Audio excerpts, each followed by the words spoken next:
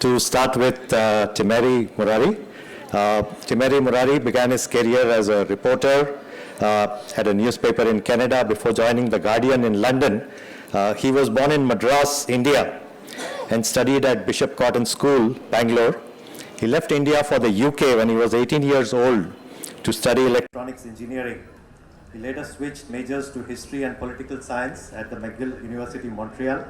And while at university, he had begun writing for The Guardian and other international newspapers. I read about the interesting way you started your journalistic career, Timeri. I would like to go on to speak, speak about a couple of his books so that the audience, some of you who may not have read him yet, and I have read his Taj Mahal. It's a absolutely mind-boggling account, a historical account, a first-person account from the characters. So this is speaking about his latest book, Empress of the Taj, In Search of Mumtaz Mahal, an extraordinary book that combines travel and history, written with brilliant storytelling to give us a portrait of Mumtaz Mahal, in whose memory Shah Jahan built the Taj, and also a portrait of India before it was changed by liberalization. It's a brilliant meld of travel and history writing.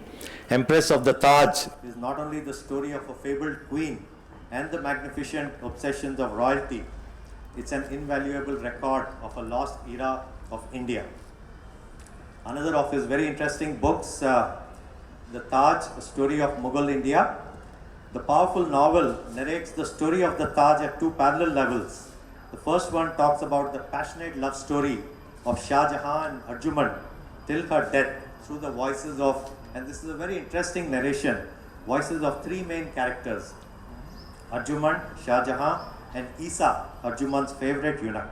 The second recounts the later years of Shah Jahan's reign, the building of the Taj Mahal, and the bloody pursuit of the fabled peacock throne by his sons. Intertwined with the narrative about the building of the Taj is the story of Murti, a very interesting character, the Hindu craftsman who was sent as a gift to the emperor to carve the famous marble jali around Arjuman's sarcophagus. In this complex and fascinating book, Mr. Murari has written much more than a historical romance. He has skillfully recreated the period against which the story is set, the opulence of the palace and the grinding poverty of 17th century India, the vicissitudes of Shah Jahan's reign, and the often bitter conflict between men and different faiths. So that's a little about Mr. Murari. Let me cover John Zubrzycki before I hand over and start the questions with him. John is a Sydney-based author, journalist and researcher specializing in South Asia, in particular India. He has worked in India as a diplomat, consultant, tour guide and correspondent for the Australian. Background is South Asian history and Hindi, and his doctoral thesis at the University of New South Wales concerns historical links between India and the Western stage magicians.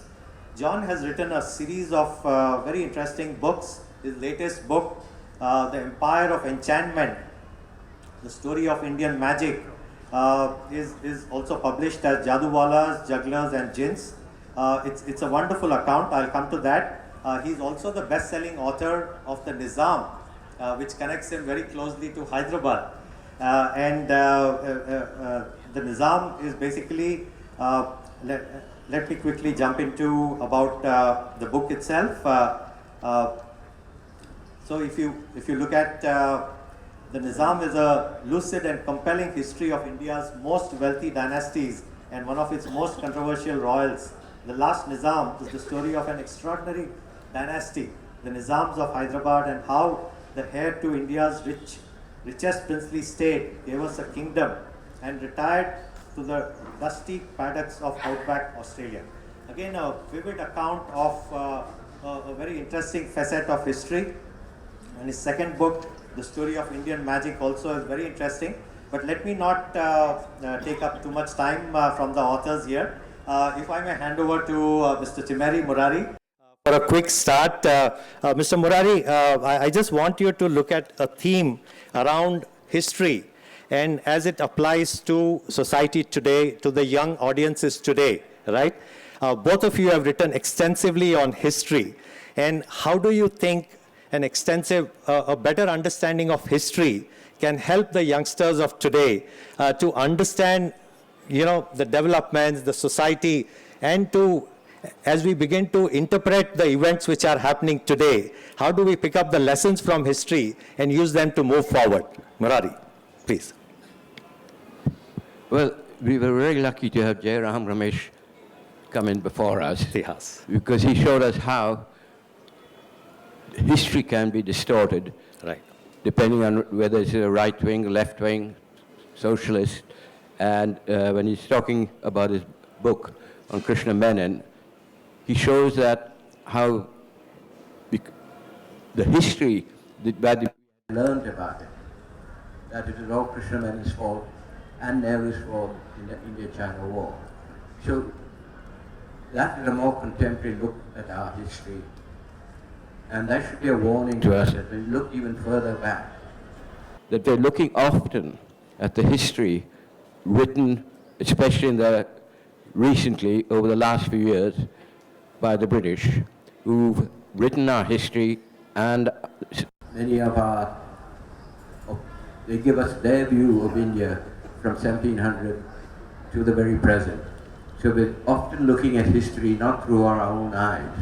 We're looking at history through a foreigner's eyes. Often it's misinterpreted, often it's misunderstood, and especially if the colonial power is there, it's there to put us down.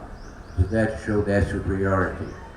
So as Indians, we now have to go back to that history, even as Jairam went back to look at the recent history of what happened just in 1962, 59 to 62. So history is something that is now people are trying to rewrite, confusing mythology with history. And that's a very dangerous trend in my opinion. That our politicians are now saying that way back then we had fighter jets and we did plastic surgery, which is very admirable. But at the same time we have to look at the actual history of what we did. We are a very ancient civilization. A lot of our information, as we know, was oral. It was written only for us recently. So history is a subject that shapes us in our daily lives. And I know it's ignored in schools, and the young people are not interested in our history. It's the present. It's a time of very quick information. Trying to get them to read a history book is only done so they can pass an exam, rather than understand that it's history of themselves, the history of this country. And mainly it's a history about the person himself, which he doesn't understand. Absolutely. Yes, John. Yeah. Well, I guess I'm guilty of being a foreigner writing about Indian history. That's okay. Sorry about that. Look, I feel, as a student of Indian history, and I have been a student of Indian history for well over 40 years, and coming to this country, living here, working here, reporting on India as a foreign correspondent, this huge, what I've found is just that it's an extraordinary country with so many untold stories, let alone histories of important figures that have shaped Indian history that are still waiting to be told properly. I found when I was researching the book on the last Nizam of Hyderabad, Mukram Jal, and this was back in 2004, 2005, I found a real dearth of good, accessible history books on Hyderabad. Yes, there were books. There was another book also called The Last Nizam, which was about Osman Ali Khan, written by Dr. Bauer. And that was probably about the only book on Hyderabad at the time that was still in print. So there were other books, but they were locked away in libraries. You might find them in a second-hand store, and they were written primarily by scholars for other scholars, not for the general reading public. So my book, which was essentially about Mukram Jal and what happened to him when he went to Australia and afterwards, also had a lot of background on Hyderabad Hyderabad's history, so, because I thought that in order to understand the man and what he did, I needed to go back into history to understand, the story of his forefathers, of the previous Nizams. And so I felt compelled to bring this story of what was India's. I mean, this was India's greatest princely state. Yet, even though it was strategically the most important, it was the richest by area. It was also, I think, only Kashmir was slightly bigger. There was a real dearth of good books on Hyderabad. So I think the duty of the historian is to bring history to life and make it accessible, be, of course, as objective as possible. And sometimes it's, for me, I was able to access archival material in London, for instance. That might be hard for Indian historians, just the sheer, the cost of going to the British Library and sitting there for a month and going through files might be beyond many people's capacity. But so I was maybe fortunate, privileged in a sense to be able to do that. But even again in this book on magic that I've just done, from the feedback I've got, people really appreciate the fact that I brought to life many extraordinary stories of Indians doing extraordinary things that Westerners know more about than Indians themselves. So, absolutely, yeah. So that's what I've been kind of trying to correct. Yeah, actually that takes me to another interesting question. Both of you in your books bring out such fascinating anecdotes about parts of history. And that really adds so much of value to what you are writing.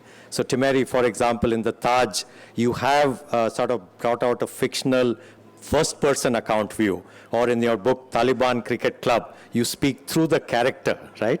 So what's the technique you use to bring out such fascinating anecdotes? How do you draw from the strings of the extensive research which you do and bring them out in such beautiful story form?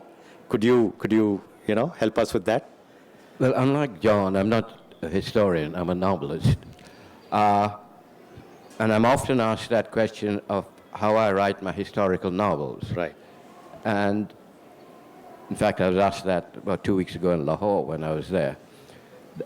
And I advised people that just first have an overview of history and write your novel. Just do it on that. And then once you've done all that, then you go deeper into the history, deeper into the character. And when you're talking about the novel Taj, I mean, there is very, very, very little information on Arjumand, right, for whom the Taj is built. No matter how much I research. See, as John says, often to find the material in India, you have to go to London. Sure. So, which is an expense. And at that time, I was living in New York. And I found that the New York Library, for instance, any book I wanted from anywhere in the world, they would get me. So, and they have a huge, huge library of Mughal literature, Mughal books. So often what prevents Indians themselves, as John said, of trying to write this history, of trying to create, fiction out of these characters, you do need to have that background, but don't let, as a novelist, I try not to let history overtake my characters. The characters must be in charge of their history. So that is what I really do in my books if I'm writing historical novels. Okay. I know vaguely the background, I know, I skim the details, and once I've written the novel, then I go back. And in my other books, Imperial Agent, I wrote about my character Kim going to the First World War. And then I went and researched on the First World War and found how many Indians died there, what it was like in the trenches, how they ended up in Brighton Pavilion to recover. So that's the way, as a novelist, I write history. Okay. It's my fiction. Sure. John writes the facts.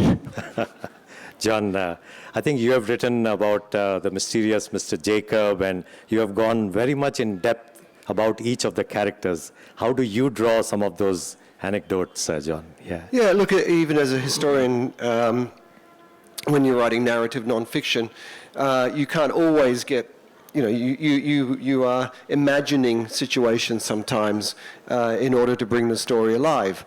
But I think the reader is, sometimes I make that clear, but I think most of the time the reader would be aware of that. I mean, I can't be in that character's shoes at exactly that moment in Bombay in 1891, the first time he sees a facsimile of the Jacob diamond or something like that. But you can glean a lot from, I mean, for the Jacob book, I consulted court records, I consulted newspaper archives, I consulted archives in the National Archives in Delhi and in London, and it was really piecing together a puzzle which still has some gaps. And funnily enough, after the book came out, people came forward with little snippets of information which, one day maybe I'll do a second edition of the book, which I could slightly update it a little bit. But yeah, look,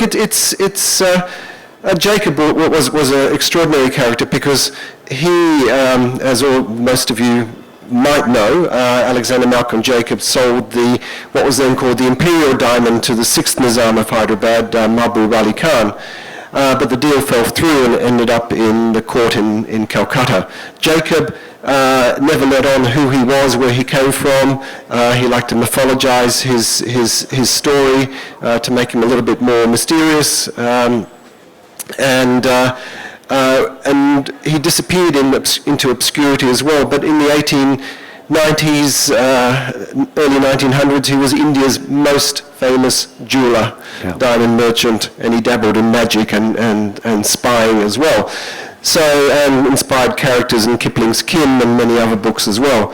So, to me, he was an extraordinary character, but actually trying to piece together all the elements of his story was a real piece of forensic detective work. And sometimes I would find clues which would be crucial, literally scribbled in the margins of a secret file in the British Library in London that would, just have a crucial piece of information, maybe a name or a date or something that linked him to somebody else. And that's how I managed to put together the story. Fascinating, yeah.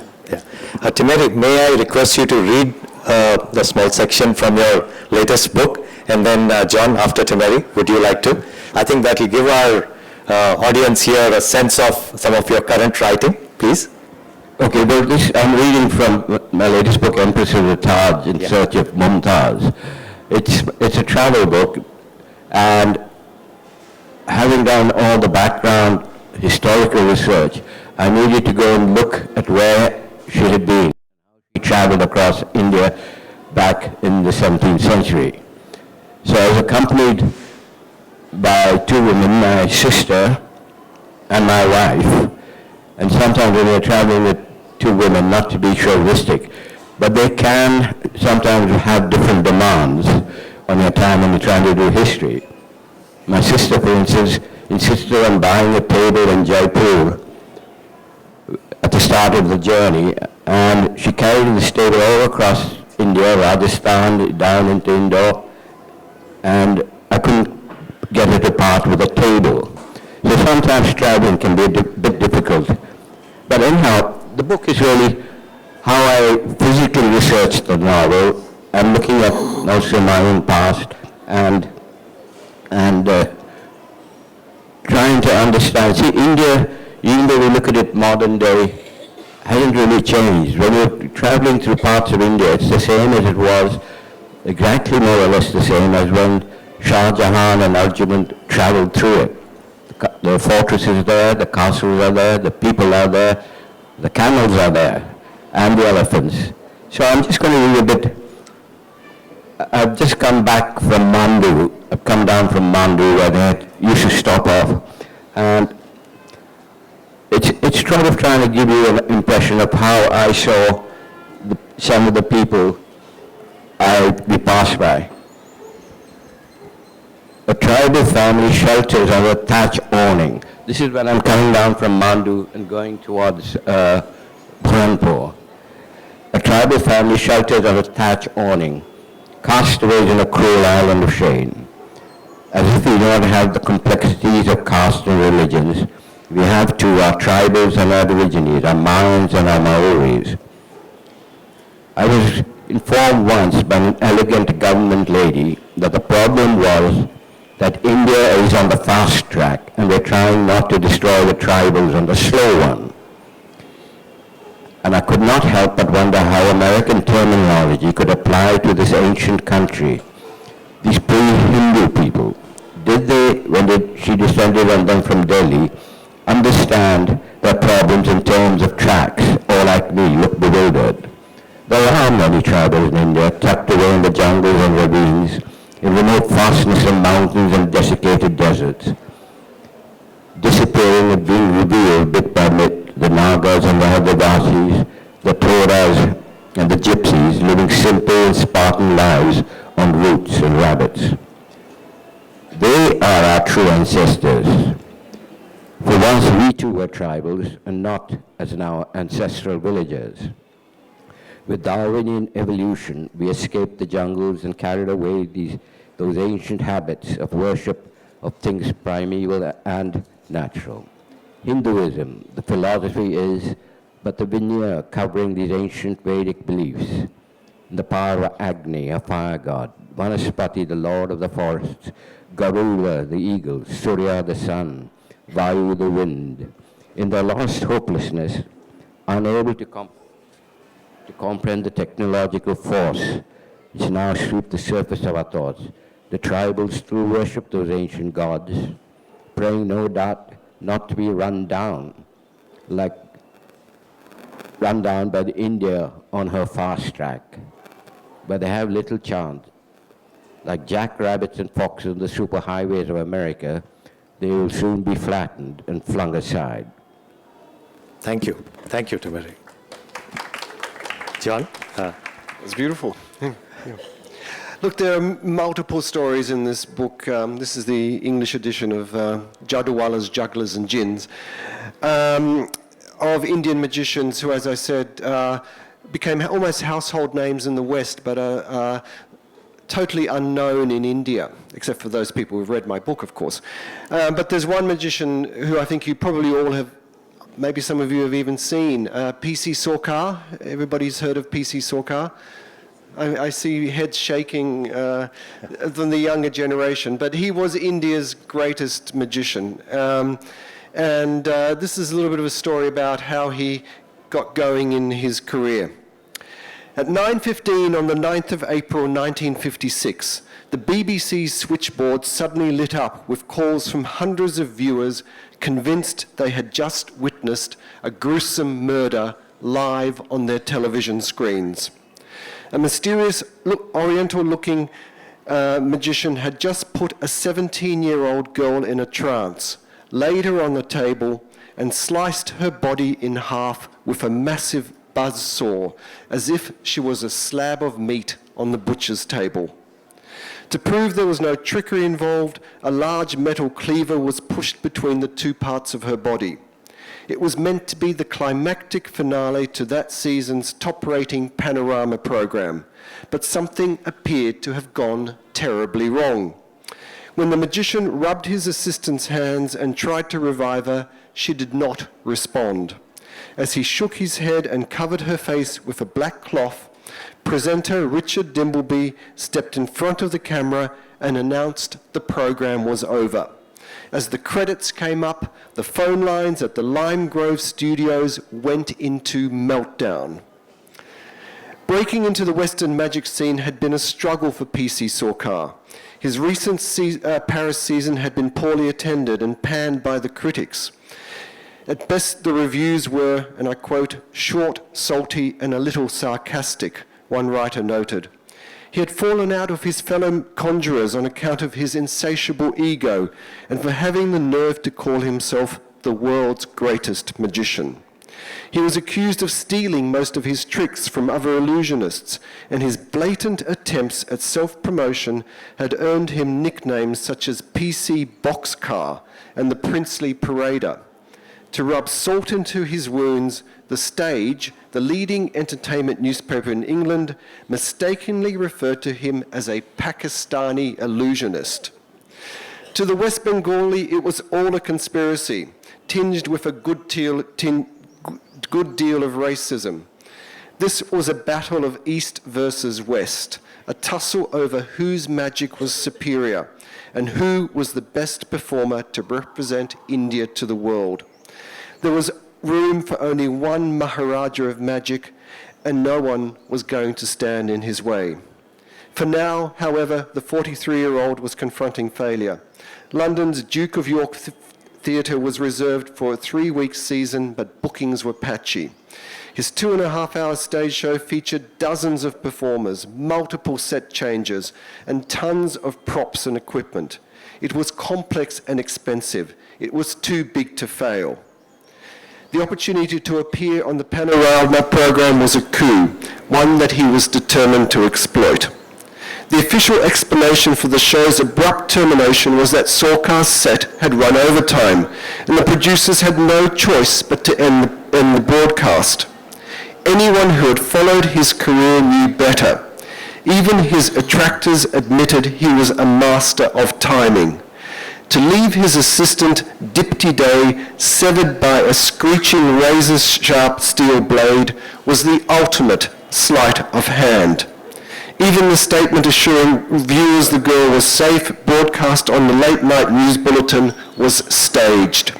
The story made the front pages the following day, with headlines screaming, "Girl cut in half, shock on TV," and soaring Sarkar alarms viewers. His season at the Duke of York sold out. The Evening News critic who covered the opening night said, and I quote, "This man is one of the best, if not the very best magician we have seen." As the magic historian Melbourne Christopher later wrote, "No magic show in British history ever received such fantastic publicity." Amazing. Thank you. Thank you so much. I believe we have last about 7 minutes or so. By the way, both John and Timeri's books are available. Please do pick up copies if you would like to get them signed by the authors. And I'll open up for questions. I have a few questions, but I'll let the audience take the questions. Yeah, please. John, I'm interested to know, do your books find an audience here in India more easily than in Australia? And is your audience in Australia, are they Indian Australians or are they Anglo-Australians? Good question. Now, this book obviously sold better in India than in Australia, but The Last Nizam sold very well in Australia, went in a couple of editions, but in India it is still, 12 years later, still being reprinted, and it's just had a new edition come out. Yeah, so particularly The Last Nizam book struck a chord, and in places like Hyderabad in particular. And that's why it's doing well. But I think readers tend to be pretty. I think we're a pretty cosmopolitan bunch in Australia. We like exotic stories, but we also like stories about our Asian neighbours, and more of us should be interested in Asian history than we are. But there are enough to sustain an audience for the books I write. Yes. Hello. So how did you get interested in Indian history, as in like? Oh, how do I... Look, I studied Indian history when I was at the Australian National University back in the late 70s, early 80s, yeah. I travelled here when I finished school as a backpacker. I went right through Asia. India was the country that fascinated me the most. And I haven't looked back since. My career hasn't always trodden an Indian path, but I've made a kind of... I've had a passage to India, to cite E.M. Forster, that hasn't been straight and always smooth, and it's been pretty bumpy at times, but now I'm full-time writing on India and writing on Indian history, so I'm very happy. Poor, but happy, yeah. Yeah, I have a question for Timeri. Timeri, I recently read a blog which you had written on the art of bribe in modern India. I think if I look at the genres across which you have written, you obviously have a great world view across. What's your view on current India? Would you like to share a couple of minutes of that? That's a loaded question, isn't it? What is the view of current India? I am part of that India that Jairam Ramesh spoke about. I was young then. So a lot of my thinking has been shaped by that period, both of socialism and democracy and secularism. So when I see what is happening here, I am, to put it mildly, unhappy.